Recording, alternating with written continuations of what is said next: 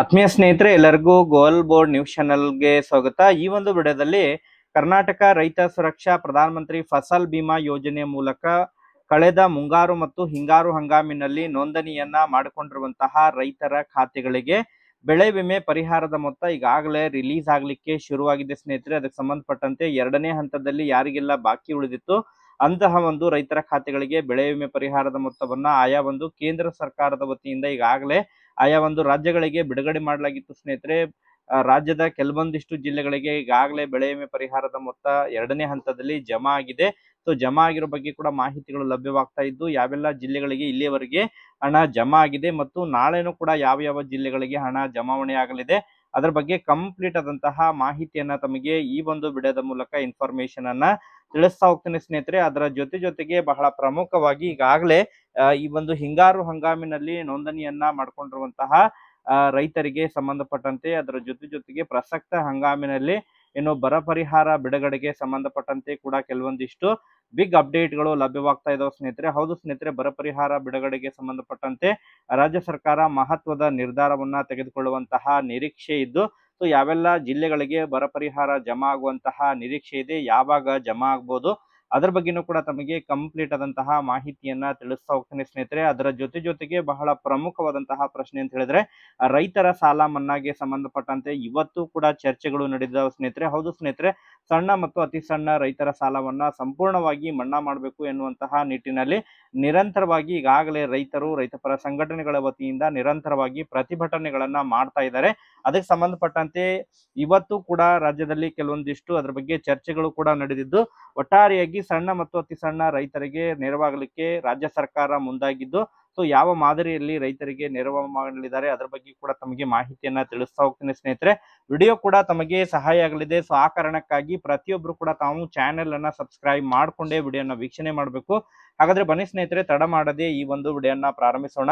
ಹೌದು ಸ್ನೇಹಿತರೆ, ಈಗಾಗಲೇ ಮೊದಲನೇದಾಗಿ ತಮಗೆ ಈ ಹಿಂಗಾರು ಹಂಗಾಮಿನ ಬೆಳೆ ವಿಮೆ ಪರಿಹಾರದ ಮೊತ್ತ ಯಾರಿಗೆಲ್ಲ ಜಮಾ ಆಗ್ತಾ ಇದೆ, ಯಾರಿಗೆಲ್ಲ ಜಮಾ ಆಗುತ್ತೆ, ಯಾರಿಗೆಲ್ಲ ಜಮಾ ಆಗಂಗಿಲ್ಲ ಅದ್ರ ಬಗ್ಗೆ ತಮಗೆ ನಿಖರವಾದಂತಹ ಮಾಹಿತಿಯನ್ನ ತಿಳಿಸ್ಕೊಡ್ತೀನಿ. ನಂತರ ತಮಗೆ ಬರ ಪರಿಹಾರಕ್ಕೆ ಸಂಬಂಧಪಟ್ಟಂತೆ ಮತ್ತು ರೈತರ ಸಾಲ ಮನ್ನಾಗೆ ಸಂಬಂಧಪಟ್ಟಂತೆ ಮಾಹಿತಿಯನ್ನ ತಿಳಿಸ್ತಾ ಹೋಗ್ತೀನಿ. ಮೊದಲನೇದಾಗಿ ಈಗಾಗಲೇ ಏನು ಕಳೆದ ಹಿಂಗಾರು ಮತ್ತು ಮುಂಗಾರು ಹಂಗಾಮಿನಲ್ಲಿ ಯಾರೆಲ್ಲ ನೋಂದಣಿಯನ್ನ ಮಾಡ್ಕೊಂಡಿದ್ರು, ಈಗಾಗಲೇ ಕೇಂದ್ರ ಸರ್ಕಾರದ ವತಿಯಿಂದ ಸುಮಾರು 220 ಕೋಟಿ ಬೆಳೆ ವಿಮೆ ಪರಿಹಾರದ ಮೊತ್ತವನ್ನ ಬಿಡುಗಡೆ ಮಾಡಿದ್ರು ಸ್ನೇಹಿತರೆ. ಅದನ್ನ ಈಗಾಗಲೇ ಮೊದಲನೇ ಹಂತದಲ್ಲಿ ಜಮಾವಣೆಯನ್ನ ಮಾಡಿದ್ರು. ತದನಂತರ ಎರಡನೇ ಹಂತದಲ್ಲಿ ಕಳೆದ ಸುಮಾರು ಒಂದು ವಾರದ ಹಿಂದೆ ಅಷ್ಟೇ ಆಯಾ ಒಂದು ರಾಜ್ಯಗಳಿಗೆ ಅನುದಾನವನ್ನ ಬಿಡುಗಡೆ ಮಾಡಿದ್ರು.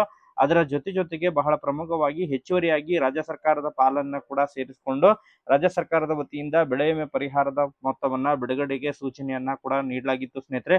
ಕಲಬುರಗಿ ಜಿಲ್ಲೆ, ಬೀದರ್ ಜಿಲ್ಲೆ, ರಾಯಚೂರು ಜಿಲ್ಲೆ, ಅದ್ರ ಜೊತೆಗೆ ಗದಗ ಜಿಲ್ಲೆ ಆಗಿರ್ಬೋದು. ಸೊ ಉತ್ತರ ಕರ್ನಾಟಕ ಭಾಗದಲ್ಲಿ ಕಳೆದ ಬಾರ ಅತಿ ಹೆಚ್ಚು ಬೆಳೆ ಹಾನಿ ಒಳಗಾಗಿತ್ತು. ಸುಮಾರು 3.5 ಲಕ್ಷ ಹೆಕ್ಟೇರ್ ಬೆಳೆ ಹಾನಿಯನ್ನು ಉಂಟಾಗಿತ್ತು ಸ್ನೇಹಿತರೆ. ಸೊ ಅಂತವರಿಗೆ ಈಗ ಎರಡನೇ ಹಂತದಲ್ಲಿ ಯಾರಿಗೆಲ್ಲ ಮೊದಲನೇ ಹಂತದಲ್ಲಿ ಬೆಳೆ ವಿಮೆ ಪರಿಹಾರದ ಮೊತ್ತ ಜಮಾ ಆಗಿಲ್ಲ ಅಂತವರಿಗೆ ಪರಿಹಾರ ಜಮಾ ಆಗ್ತಾ ಇದೆ ಸ್ನೇಹಿತರೆ.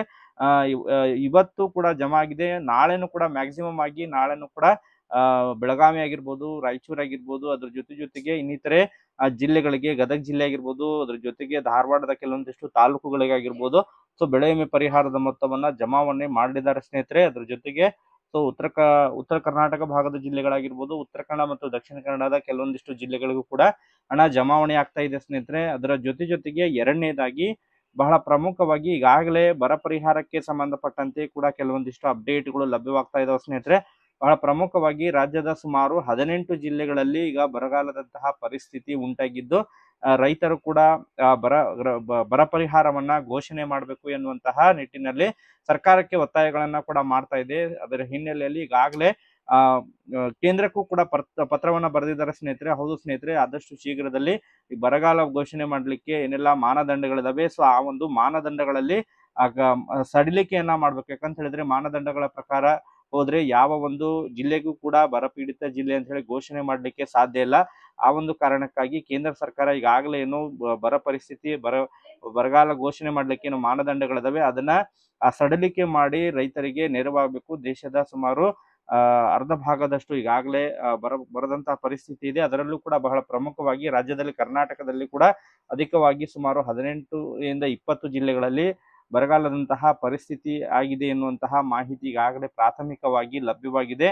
ಆ ಒಂದು ಹಿನ್ನೆಲೆಯಲ್ಲಿ ರೈತರಿಗೆ ನೆರವಾಗಬೇಕು ಎನ್ನುವಂತಹ ಆ ಘೋಷಣೆ ಕೂಡ ಮಾಡಿದರೆ ಸ್ನೇಹಿತರೆ. ಅದರ ಜೊತೆಗೆ ಈಗಾಗಲೇ ರಾಜ್ಯ ಸರ್ಕಾರನೂ ಕೂಡ ತುರ್ತಾಗಿ ರೈತರಿಗೆ ನೆರವಾಗುವಂತಹ ಕೆಲಸಗಳನ್ನ ಕೂಡ ಮಾಡಲಿದೆ ಎನ್ನುವಂತಹ ಮಾಹಿತಿಗಳು ಕೇಳಿಬರ್ತಾ ಇದಾವೆ ಸ್ನೇಹಿತರೆ. ಹೌದು ಸ್ನೇಹಿತರೆ, ಈ ಹಿಂದೆನೂ ಕೂಡ ಸಿದ್ದರಾಮಯ್ಯ ಅವರು ಕೂಡ ಘೋಷಣೆಯನ್ನು ಕೂಡ ಮಾಡಿದ್ರು. ಅದ್ರ ಜೊತೆಗೆ ರಾಜ್ಯ ಸರ್ಕಾರದ ಪಾಲನ್ನು ಕೂಡ ರೈತರಿಗೆ ಬರ ಪರಿಹಾರವನ್ನ ಕೂಡ ಕಳೆದ ಸುಮಾರು 3 ವರ್ಷಗಳ ಹಿಂದೆ ಅಷ್ಟೇ ಜಮಾವಣೆ ಮಾಡಿದ್ರು.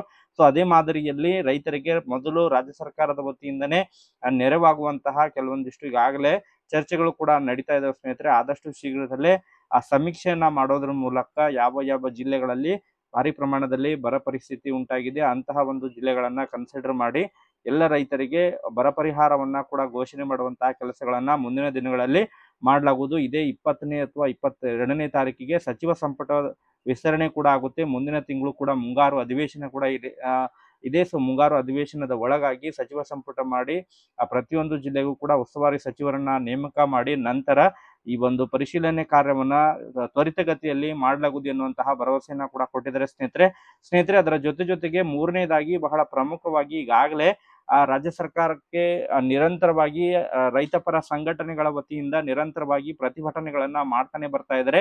ರೈತರ ಸಾಲವನ್ನ ಸಂಪೂರ್ಣವಾಗಿ ಮನ್ನಾ ಮಾಡಬೇಕು. ಯಾಕಂತ ಹೇಳಿದ್ರೆ ಕಳೆದ ಸುಮಾರು 2-3 ವರ್ಷಗಳಿಂದ ಆಗಿರ್ಬೋದು ರೈತರು ಬೆಳೆ ಹಾನಿಯಿಂದ ತತ್ತರಿಸಿದರೆ ಈ ವರ್ಷ ಬರ ಪರಿಸ್ಥಿತಿಯಿಂದ ರೈತರು ತತ್ತರಿಸಿದ್ದಾರೆ. ರೈತರು ಬೆಳೆದಿರುವಂತಹ ಬೆಳೆಗಳು ಸರಿಯಾಗಿ ಈಗ ಮಳೆ ಇಲ್ಲದೆ ಮಳೆ ಕೊರತೆಯಿಂದ ಬೆಳೆಗಳು ಒಣಗ್ತಾ ಇದ್ದಾವೆ. ಆ ಒಂದು ಹಿನ್ನೆಲೆಯಲ್ಲಿ ರೈತರು ಪಡೆದಿರುವಂತಹ ಸಾಲವನ್ನ ತೀರಿಸಿಕೊಳ್ಳಲಿಕ್ಕೆ ಸಾಧ್ಯ ಆಗ್ತಾ ಇಲ್ಲ.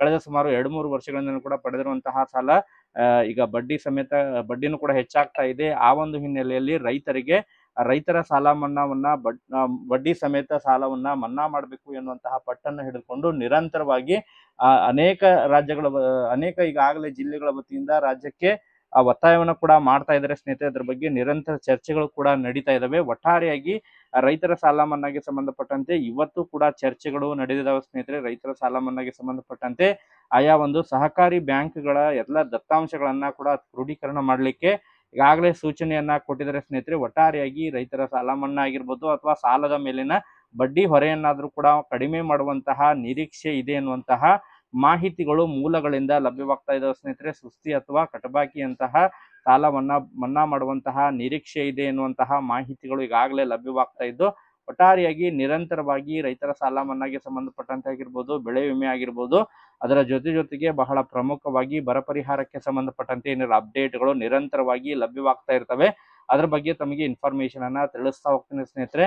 ಸೊ ಅತಿ ಶೀಘ್ರದಲ್ಲೇ ಈ ಬೆಳೆ ಹಾನಿ ಪರಿಹಾರ ತಮ್ಮ ಖಾತೆಗಳಿಗೆ ಜಮಾವಣೆ ಆಗಲಿದೆ. ನಾಳೆನೂ ಕೂಡ ಖಂಡಿತವಾಗಿಯೂ ಕೂಡ ಬಹಳಷ್ಟು ಜಿಲ್ಲೆಗಳಿಗೆ ಬೆಳೆ ವಿಮೆ ಪರಿಹಾರದ ಮೊತ್ತ ರೈತರ ಖಾತೆಗಳಿಗೆ ನೇರವಾಗಿ DBT ಮೂಲಕ ಸಂದಾಯ ಆಗಲಿದೆ ಸ್ನೇಹಿತರೆ. ಸೊ ಹಣ ಜಮಾವಣೆ ಆಯ್ತು ಅಂತ ಹೇಳಿದ್ರೆ ಯಾವ ಜಿಲ್ಲೆಗಳಿಗೆ ಹಣ ಜಮಾವಣೆ ಆಗಿದೆ ಕಾಮೆಂಟ್ ಅನ್ನ ಮಾಡಿ ಮಾಹಿತಿಯನ್ನ ಒದಗಿಸಿಕೊಡಿ. Okay, thank you for watching this video.